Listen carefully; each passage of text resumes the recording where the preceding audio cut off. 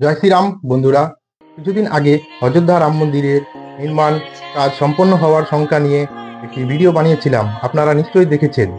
নতুন বছরের শুরুতে মন্দির নির্মাণ কাজ সম্পন্ন হওয়ার কথা ছিল।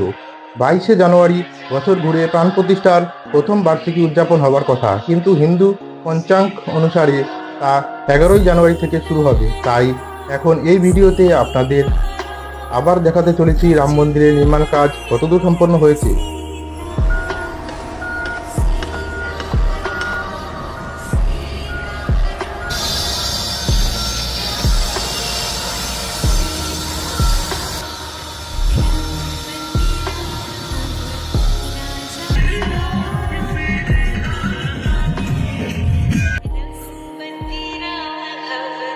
राजा राम पतित पावन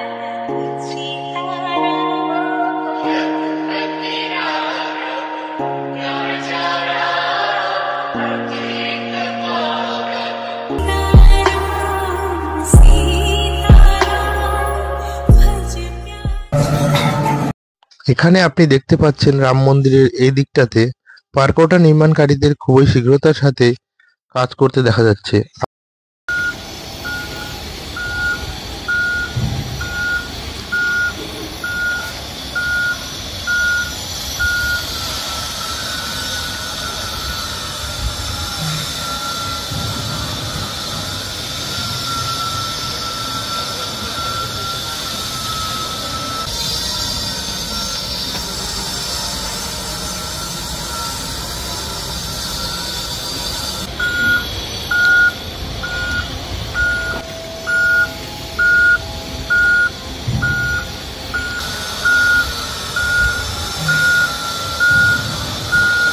আর এটা রাম মন্দিরের প্রস্থান দ্বার, যেখান থেকে ভক্তরা রামলালার দর্শনের পর বাহিরে যাওয়ার পথ। এর ঠিক সামনেই পারকোটা নির্মাণের নিচে ক্যানেল তৈরির কাজটিও অর্ধেকেরও বেশি সম্পন্ন হয়েছে। পারকোটা নির্মাণ কাজটিকে যদি আমরা ধ্যান দিয়ে লক্ষ্য করি, তবে প্রথম তলের কাজ সম্পন্ন হয়েছে, আর এখানে নির্মাণ কাজ খুবই দ্রুত গতিতে চলছে। এখানে সামনে 2 থেকে 3 শ্রমিক ছাদের নির্মাণ কাজে যুক্ত আছে, আর পরিসরে খুব প্রচুর পরিমাণে পাথর মজুদ আছে। এগুলো দিয়ে মন্দিরের কাজ করা হচ্ছে। এই পাথরগুলিকে রাজস্থান থেকে খুঁজে সোজাসুজি রাম জন্মভূমি পরিসরে নিয়ে আসা হচ্ছে, যাতে নির্মাণ কাজে কোনো প্রকার বিলম্ব না হয়।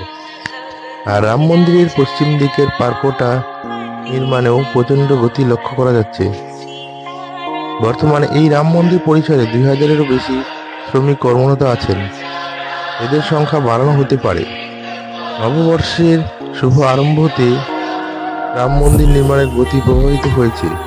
বিগত 3 দিন ধরে ভীষণ ঠান্ডা থাকার কারণে আর আবহাওয়াতে তাপমাত্রা কম থাকা ও কুয়াশা দেখা দেওয়ার কারণে নির্মাণের গতি প্রভাবিত হয়েছে। এই পরিস্থিতিতে মেশিনগুলোকে এক স্থান থেকে অন্য স্থানে যেতে ও শ্রমিকদের কাজ করতে খুবই অসুবিধায় পড়তে হয়েছিল, কারণ দিন ছোট হওয়ার কারণে কাজের সময় কমে যাচ্ছিল।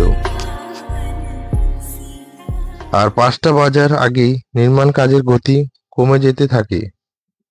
এজন্য ট্রাস্টকে এটা ডিসিশন নিতে হবে কাজের সময় কিভাবে বাড়ানো যায়, অথবা শ্রমিকদের অন্য শিফটে কাজ করিয়ে কিভাবে রাম মন্দির নির্মাণ কাজ দ্রুত গতিতে সম্পন্ন করা যায়, যাতে নির্ধারিত সময় সীমার মধ্যেই রাম মন্দির পারকোটা নির্মাণকারীদের অর্ধেকেরও বেশি কাজ শেষ করা যায়। প্রায় 3000-এরও বেশি মূর্তি নির্মাণ করতে হবে, কিন্তু তার মধ্যে 3 ভাগের 1 ভাগ মূর্তি নির্মাণ কাজ সম্পন্ন হয়েছে। এখানে এই প্রশ্নটাই বারবার উঠছে, পারকোটা নির্মাণ কাজ 2 বছরের মধ্যে কি সম্পন্ন হবে? এটাই এখন বড় প্রশ্ন, কারণ পারকোটা মন্দির থেকে 3 গুণ বড় বানানো হচ্ছে, যার মধ্যে 6টিরও বেশি ছোট ছোট মন্দির বানানো হবে। 1000-এরও বেশি মূর্তি স্থাপন করা হবে।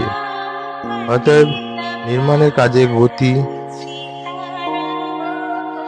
প্রথমে বাড়াতে হবে, তারপরে অন্য নির্মাণের কাজ করা যাবে। অতএব এই পার্কটা নির্মাণের কাজের গতি প্রথমে বাড়াতে হবে, তারপরে অন্য নির্মাণের কাজ করা যাবে। নববর্ষের শুরুতে আপনারা এখানে দেখতে পাচ্ছেন কেডাঙ্গা মণ্ডপের একদম নতুন দৃশ্য। এখানে আপনাকে কলাকৃত শিখর অধিক স্পষ্টভাবে দেখা যাচ্ছে। অনেকগুলি লেয়ারে রঙ্গমণ্ডপের শিখরটি নির্মিত হয়েছে। বর্তমানে শাটারিং করে আবার ফিনিশিং এর কাজ করা হচ্ছে, যাতে শিখরটির চমৎকার ভব্য রূপ দেওয়া যায়। নববর্ষের শুভ আরম্ভতে ভক্তদের জনস্রোত লক্ষ্য করা যাচ্ছে। কি সুন্দর এই দৃশ্য!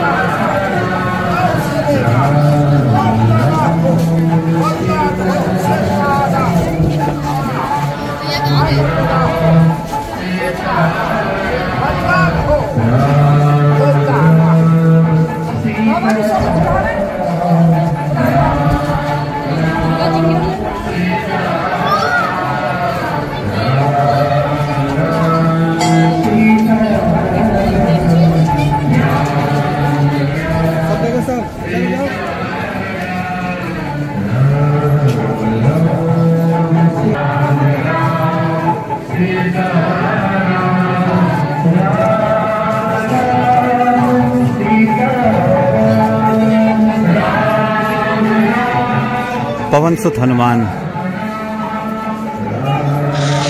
পবনপুত্র হনুমান, এই যেন ভক্তদের ভক্তি উপচে পড়ছে এই জনস্রোতে। রাধা কৃষ্ণকে দোল খাওয়াচ্ছেন দর্শনার্থীরা। এ যেন অদ্ভুত অলৌকিক দৃশ্য।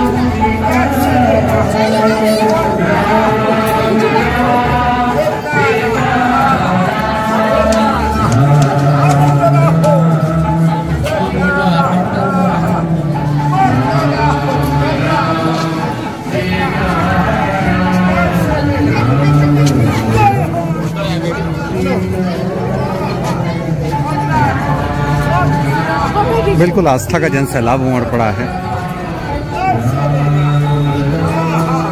कृष्ण कन्हैया को झूला झूलाते हुए लोग दिख रहे हैं।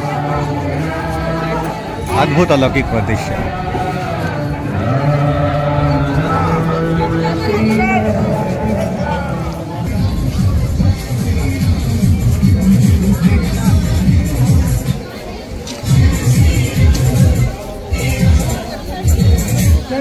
নববর্ষের মতো শুভ দিনে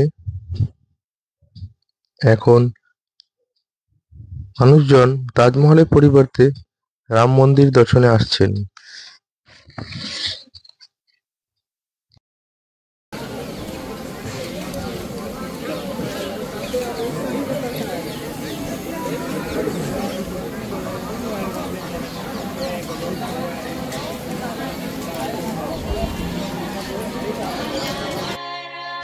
আর রামলালা দর্শনের জন্য রাম মন্দিরের এটা মুখ্য পথ, যাকে ভক্তিপথ মার্গ বলা হয়।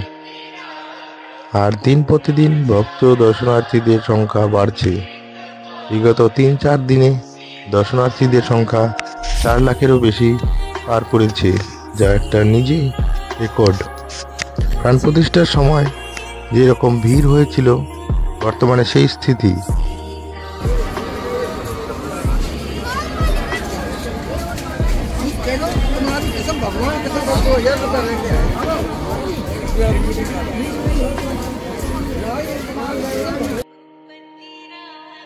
সামনেই আপনারা দেখতে পাচ্ছেন রামলালার প্রকট হওয়ার 76তম বর্ষ উদযাপন উপলক্ষে ভব্য সাজসজ্জা সম্মিলিত যাত্রা। এই যাত্রার দ্বারা নবনির্মিত রাম মন্দির পথে পরিক্রমা করা হয়। হাজারো ভক্তরা রাম গান গাইছেন। এই যেন প্রাণ প্রতিষ্ঠা দিবসের বার্ষিক উদযাপনের খেয়াল হয়ে গেল।